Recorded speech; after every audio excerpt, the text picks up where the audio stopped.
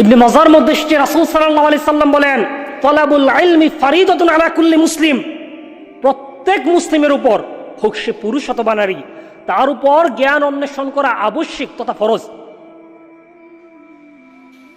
তাই একজন মুসলিম তার ইবাদত, তার লেনদেন, তার চলাফেরার ন্যূনতম একটা ইসলামী জ্ঞান তাকে অন্বেষণ করতেই হবে, এটা তার উপর আবশ্যিক। কিন্তু আফসোসের বিষয় হচ্ছে আজকে আপনার আমার সন্তান কোত্থেকে ইসলামী জ্ঞান অন্বেষণ করবে, যেখানে রাষ্ট্রীয় শিক্ষানীতির মধ্যে ইসলামী জ্ঞান নাই বললেই চলে। ওই দিন মিডিয়াতে দেখলাম টকশোর মধ্যে এক সাহিত্যিক, এক বুদ্ধিজীবী, সে বলতেছে যে অতে ওযু আতে আজান এটা নাকি সাম্প্রদায়িক। তো যে উপস্থাপক সে বলতেছে স্যার এটা কোনো ইফতেদায়ী অথবা কোনো মাদ্রাসার সিলেবাস হবে। তখন সেই বুদ্ধিজীবী বলছে যে না তাতে কি হয়েছে, আমাদের সন্তানেরা তা পড়ছে। আমাদের সন্তানেরা যদি শৈশবে অতে ওযু আতে আজান পড়ে, আমাদের সন্তানেরা যদি পড়ে গতে গান শোনা ভালো নয়, তাহলেই নাকি সে বড় হয়ে হোলি আর্টিজান হোটেলে হামলা করবে।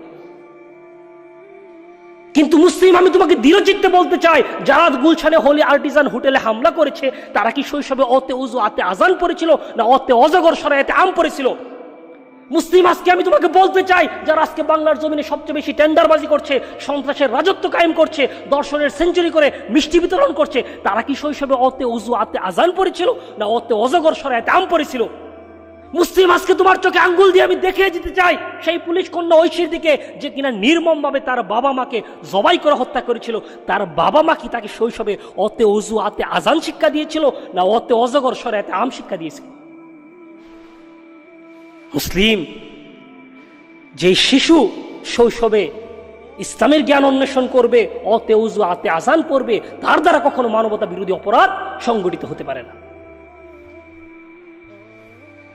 আজকে আফসোস সেই বুদ্ধিজীবী, সেই সাহিত্যিকের জন্য নয়। মুসলিম, আজকে আমার আফসোস হচ্ছে তোমার জন্য। কেননা তোমার পরিচালনা পেয়ে, তোমার সাহস পেয়ে, তোমার শেল্টার পেয়ে সেই নাস্তিক আজকে মিডিয়াতে বসে ইসলামের অপপ্রচার করছে, ইসলামের বিরুদ্ধচারণ করছে। আজকে আলেমদেরকে কুকুরের বাচ্চা বলে গালি দেওয়া হচ্ছে, অথচ রাসূল সাল্লাল্লাহু আলাইহি সাল্লাম বলেন ইন্নামাল উলামা ওয়ারাসাতুল আম্বিয়া, নিশ্চয় আলেমগণ হচ্ছে নবীদের ওয়ারিস।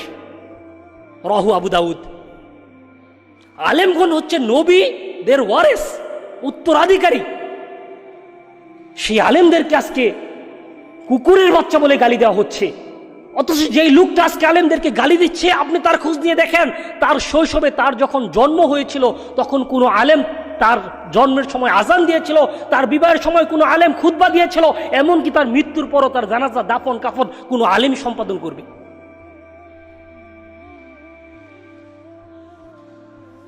আফসোস মুসলিম, যেই নির্দিষ্ট অভদ্র লোক যে আলেমদেরকে গালি দিয়েছে তার জন্য নয়, আফসোস যুবক আমার তোমার জন্য, যে মঞ্চে দাঁড়িয়ে, যে সবাই, যে সম্মেলনে দাঁড়িয়ে এই নির্দিষ্ট লোক আলেমদেরকে গালি দিয়েছে, তুমি ছিলে সেই সবার, সেই মঞ্চের শ্রোতা।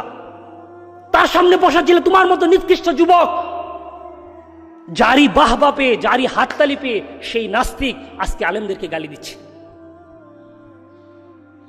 অথচ রাসূল সাল্লাল্লাহু আলাইহি সাল্লাম বলেন, মুসনাদ আহমদের মধ্যে এসেছে, লাইসা মিন্না মান লাম ইউজিল্লা কাবীরানা ওয়া ইয়ারহাম সগীরানা ওয়া ইয়ারিফ লিআলিমিনা হাক্কা, সেই ব্যক্তি আমার উম্মতের মধ্যে শামিল নয়, সে আমার উম্মতই নয়। যে ব্যক্তি বড়দেরকে সম্মান করে না, ছোটদেরকে স্নেহ করে না, ওয়া ইয়ারিফ লিআলিমিনা হাক্কা, এবং আমার আলেমদের মর্যাদা সম্মান বুঝে না, সেই ব্যক্তি আমার দলভুক্তই নয়। আজকে যুবক, নেতৃত্ব লাভের জন্য, ক্ষমতার লোভে তুমি রাসূলের উম্মাত থেকে ছিটকে পড়ে যাচ্ছ না তো? রাসূলের উম্মাত থেকে তুমি দূরে চলে যাচ্ছ না তো? এমন কর্ম তুমি করছো না তো যে কর্ম দ্বারা রাসূল কিয়ামতের দিনে নিজের উম্মত বলে তোমাকে দাবি করবে না?